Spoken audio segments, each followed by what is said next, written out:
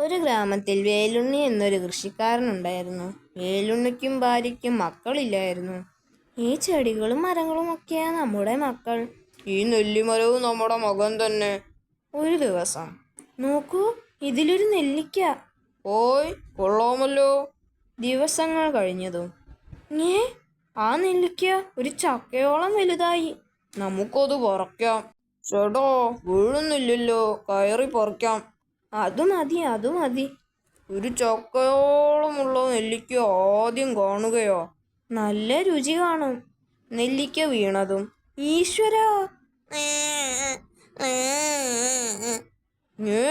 ഇതിലൊരു കുഞ്ഞ്. മക്കളില്ലാത്ത നമുക്ക് ഈ കുഞ്ഞിനെ ദൈവം തന്നതാ. നമുക്ക് ഇവനെ വളർത്താം. അതെ, നമുക്ക് വളർത്താം.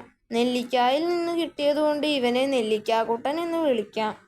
അങ്ങനെ വേലുണ്ണിയുടെ വീട്ടിൽ നെല്ലിക്കാക്കുട്ടൻ മിടുക്കനായി വളരുമ്പോൾ, വേലുണ്ണി, അറിഞ്ഞില്ലേ, കാട്ടിൽ നിന്നും ഒരു രാക്ഷസൻ ഇറങ്ങിയിരിക്കുന്നു. അയ്യോ! രാക്ഷസൻ ഇടയ്ക്കിടെ ഗ്രാമീണരെ തട്ടിക്കൊണ്ടുപോകാൻ തുടങ്ങി.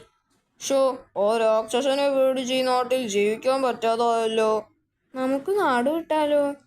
വിഷമിക്കണ്ട അച്ഛാ, ആ രാക്ഷസനെ ഞാൻ നേരിടും. വേണ്ട മോനെ. എങ്ങനെ? നീ കുട്ടിയല്ലേ. ശത്രുവിനെ ഭയപ്പെടുന്നത് വിഡ്ഢിത്തമാണ്.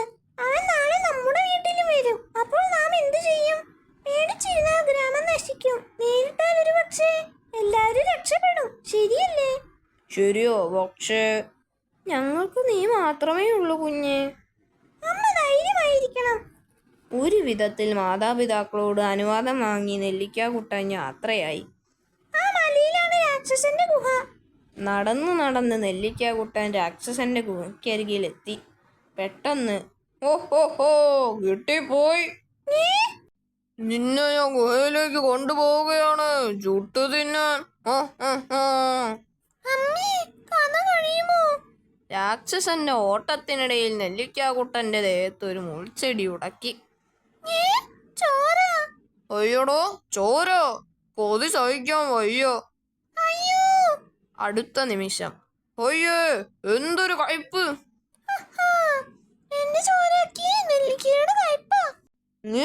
നെല്ലിക്കയോ? അതെന്ത് കുന്തമോ? രക്ഷപ്പെടാൻ ഒരു അവസരം കിട്ടുമോ എന്ന് നോക്കാം. നെല്ലിക്ക കൂടം വിഷമാ. അതിന്റെ കയ്പ നിന്റെ നാവിൽ. ഇനി നിന്നെ രക്ഷപ്പെടുത്താൻ എനിക്കേ കഴിയൂ. വിഷമെന്ന് കേട്ടതും രാക്ഷസൻ പേടിച്ചു. അയ്യോ, എനിക്ക് മരിക്കാൻ പേടിയോ. നീ മരിക്കണം. എത്ര പേരെ കൊന്നവനാ നീ?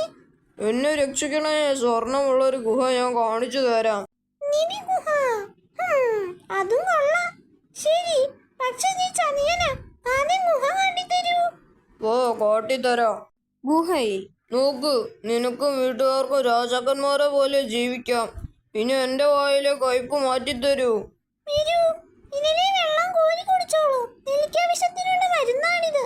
ഓഹോ, നീ പറഞ്ഞത് സത്യമോ? കയ്പ് പോയി മധുരം വന്നു.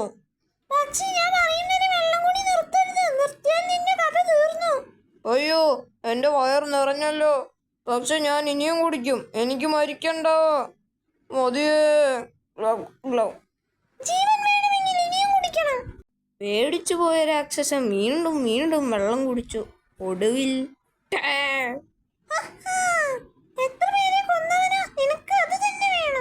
വയർ പൊട്ടി രാക്ഷസൻ ചത്തു വീണു. ശബ്ദം ഗ്രാമത്തിലെത്തിയതും ഗ്രാമീണർ ഓടി വന്നു.